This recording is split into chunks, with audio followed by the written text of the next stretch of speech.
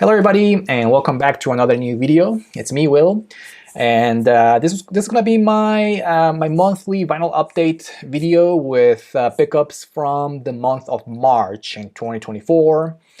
And yeah, a little bit of a slow month for vinyl pickups in March. I guess maybe mentally I'm preparing for Record Store Day coming up in the next couple of weeks. Maybe preparing to spend a lot of money in April, and maybe that's why I didn't spend too much in March. But anyways, the records that I picked up this month in March, I think they're really good records. And as usual, most of them are going to be brand new releases from 2024. So yeah, let's go ahead and check them out. And let's start off with the most anticipated record, at least for me, out of the bunch in this video. Brand new album from Waxahatchee. And this one's called Tiger's Blood. And it came out just a couple of weeks ago in 2024 on Anti Records. So Waxahatchee used to be in Merch Records. I'm not sure why this one came out on Anti Records. Maybe she switched labels for this one. But anyways, I was able to pick this one up at the record store last week, and it is the indie record store pressing of the album on color vinyl. Clear red vinyl, which they're calling Tiger's Blood Red here in the hype sticker. And this is pressing vinyl variant number 1. I'm not sure how many they pressed or how many different colors they pressed of this record, but I was able to pick up one of the indie record store exclusive versions of the vinyl. Came in with a couple of inserts, so I guess one insert and one inner sleeve. The insert is a skinny and tall fold-out poster with a cool picture of Katie Crutchfield there in the front. And all the lyrics here in the back, so you can read it when you're listening to the record. And the inner sleeve came in with another cool picture of Katie. And somewhere in, it looks like she's somewhere in Kansas, but I'm saying that mainly because of her Royals hat that she's wearing in the inner sleeve, as well as in the album cover. So I know she's from Alabama, but in this one she's wearing some Kansas City swag. And first I thought that there was no album title or in the front cover, but it is really hard to see. I'm not sure if I'm gonna be able to show this to you in video, but it does say Tiger's Blood right here. I'm kind of like a clear embossed font. You might be able to see it right there with the glare. It looks really cool. So anyways, newest record from Waxahatchee. I was really excited about this new record. First new album from Katie Crutchfield, also known as Waxahatchee, since this one. This one is St. Cloud, and it came out in 2020. Amazing record. It was one of my favorites of that year. And I've been a fan of Waxahatchee for several years, essentially since Heavy Trip came out. When was that? Maybe 2016 or so? I bought all of her records since that one, even picked up some of the older ones as well. I had to pick this one up. So Waxahatchee really started almost like an indie rock artist, but then she, in the last couple of albums, especially starting with this one from 2020, St. Cloud, she started playing more kind of like a classic country music, country/Americana, mixed with a little bit of indie rock in her music. And she does it so well. It is an amazing sound that she's putting on those two records, in St. Cloud as well as on this one. I believe this one is almost a continuation from St. Cloud because the music is actually really similar. And as you can tell from the album cover, the album covers, they both look pretty similar. You know, the country vibe in both of the album covers. So the music is also very similar to St. Cloud, and I love it. I love the music that she has been putting in those two records. Particularly her voice. Her vocals in this album are just amazing. I really like how in some of the songs she's able to pull off that kind of sound where she's almost whispering in some of the tracks. And later on in the track, she is just wailing into the microphone. It sounds amazing. It adds a lot of emotion as well. And in this one, she has a couple of songs where she collaborates with I think it's AJ Lenderman. I may have the name wrong, but those two tracks are actually pretty good as well. But my favorite out of the bunch in this record is the song called Crowbar, right here near the end of the album. I'm gonna put a clip of that track here in the video so you can check it out. Absolutely love this record. It may be one of my favorites of the year so far. Highly recommended a new record from Waxahatchee. Again, this one's called Tiger's Blood. I move awkwardly at the speed of light. Maybe it's easier to be afraid, drenched in tragedy, man-made. All right, up next, it's the newest record from Laura Jane Grace, and this one's called Hole in My Head, and it came out just a few weeks ago in 2024 on Polyvinyl Records. And there's the back. I ordered this one directly from Laura Jane Grace's Bandcamp page because I really wanted to get this right here, the Early Bird Edition. This one is light pink with purple and blue splatter vinyl, and limited to only 1,500 copies. So when I ordered this one, there were maybe like 20 or 30 copies left of this version of the vinyl. I'm not sure if they're still left. You may have to check online. But I really wanted to get this one because the vinyl looks amazing. The color vinyl does. There's the splatter pink vinyl with all the different colors. It almost looks like they're exploding out of the center labels. So it looks great, and it looks even better, of course, when it's spinning there on the turntable. And this one also came in with a nice insert with all the lyrics and the credits. Overall, the whole art design of this record is just stunning. It looks great. I love the album cover. It really is trying to show what's going on inside Laura Jane's head. Definitely some weird stuff happening over there. But anyways, this is the third studio solo album from Laura Jane Grace, of course, the former singer and leader of the punk band Against Me. I've been a fan of Against Me for many years. I have a bunch of the records, most of them on CD. But I picked up all of her solo stuff since her first solo album. This one right here, Bought to Rot, and this one came out in 2018. I picked this one up on CD, and this one's credited to Laura Jane Grace and the Devouring Mothers. Again, Bought to Rot, great record. I also picked up this one a while ago when I went to see her live. This is her second solo album called Stay Alive, and this one came out in 2020. I remember very clearly that this one came out in 2020 because this is a very pandemic-influenced record. Very stripped down. It's just her with the guitar, acoustic guitar. That's it. It's definitely not a band album compared to this one, the first one that I showed you before.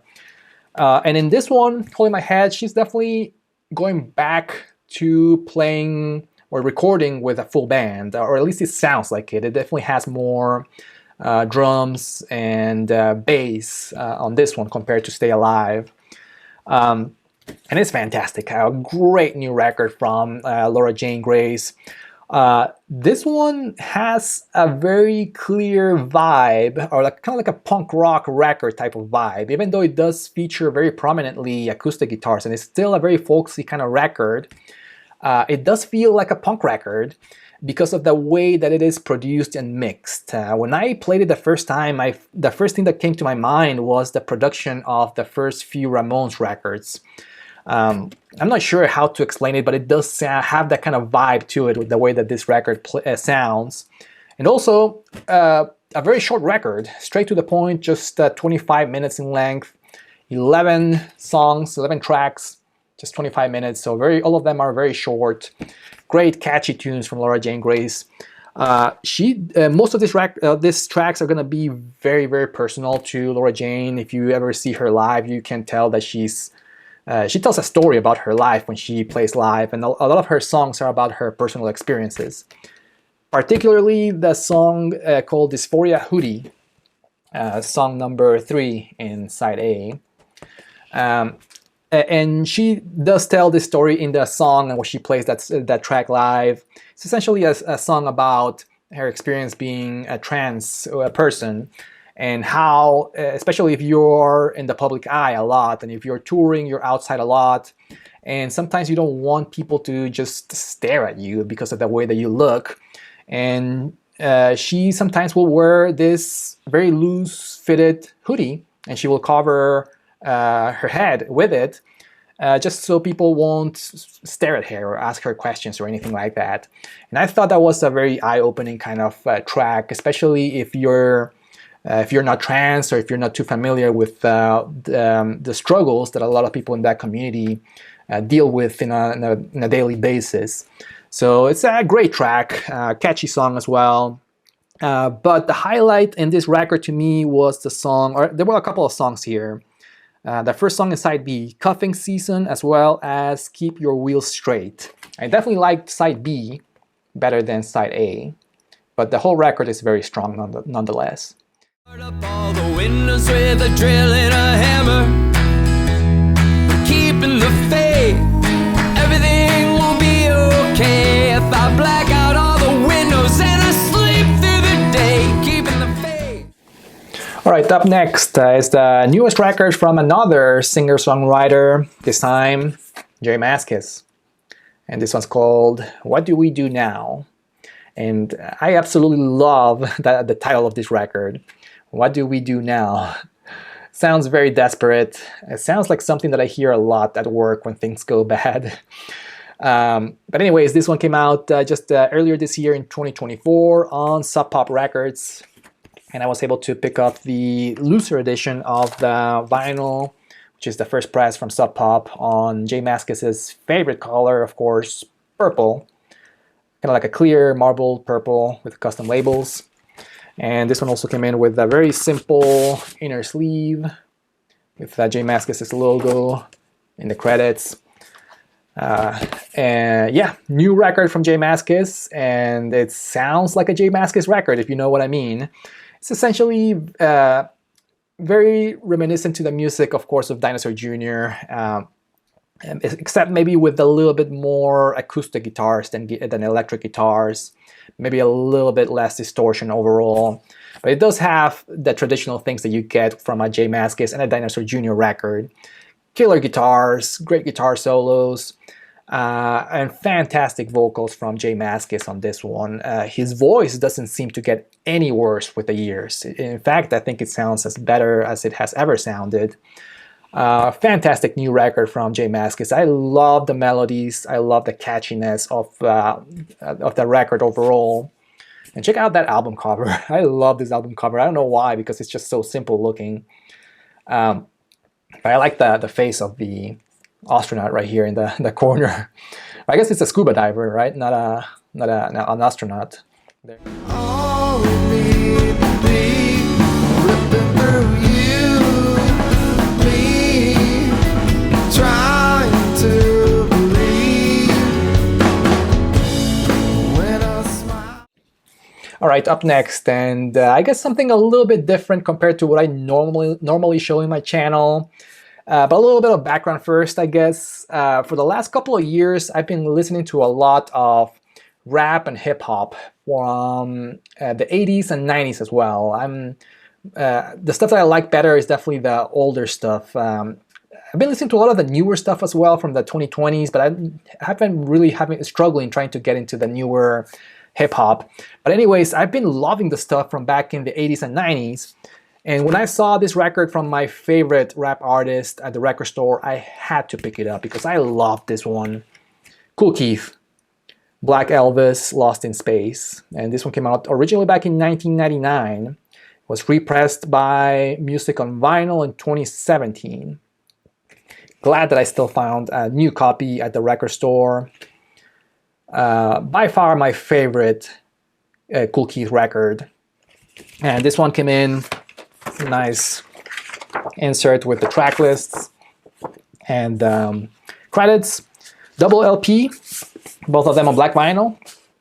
Different center labels, different color center labels for each of the records. But yeah, Kool Keith. I'm not an expert on rap and hip hop, so I'm not gonna claim that this is the best rap record of all time, but it is definitely my favorite so far for the stuff that the stuff that I know from rap and hip hop. I love the wackiness of the lyrics from Kool Keith, especially from this era, the Black Elvis era from back in the 90s. It's really out there, especially considering that this is considered, or Kool Keith is considered the rap's biggest eccentric when it comes to his lyrics. He's just so good at coming up with different kind of characters and alter egos. Black Elvis, Dr. Doom, Dr. Octagon, and even the stuff that he did with his first hip-hop band, Ultramagnetic MCs, is fantastic. But this one, in my opinion, it is Kool Keith at the peak of his powers. This is one of his most creative records. His lyrics are really out there, partly outer space kind of vibe, part of it, of course, his most popular alter ego, Black Elvis. A very Kool Keith kind of record. By far my favorite of his albums. Highly recommended. Even if you're not into rap and hip hop, it's still worth checking out, especially the song Living Astro. It was one of the singles from the album, and it got some rotation on MTV back in the day. All right, up next, I have a couple more releases to show you before ending the video.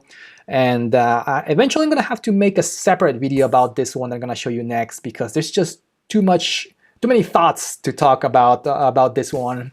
But I did pick up the replacements with Tim, Let It Bleed edition. This is the box set that came out last year in 2023. And of course, it's a reissue on box set of the 1985 classic album from the replacements, Tim.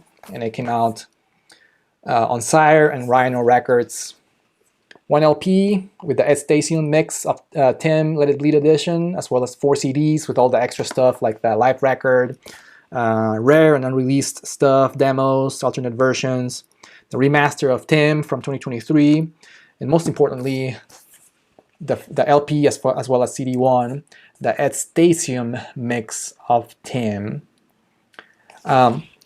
Again, I'm not gonna dive deep on this one, but I will say what almost every Replacements fans are saying about this mix, the new mix of Tim, Let It Bleed edition. This is a much superior mix compared to the original mix from Tommy Ramone. This should have been the original one, in my opinion. And I know some people are saying that you shouldn't mess with the original one, you shouldn't try to replace it. But if the new mix is so much better, you're getting so much music out of this new mix, I have no problems with it replacing the original one, at least from my opinion.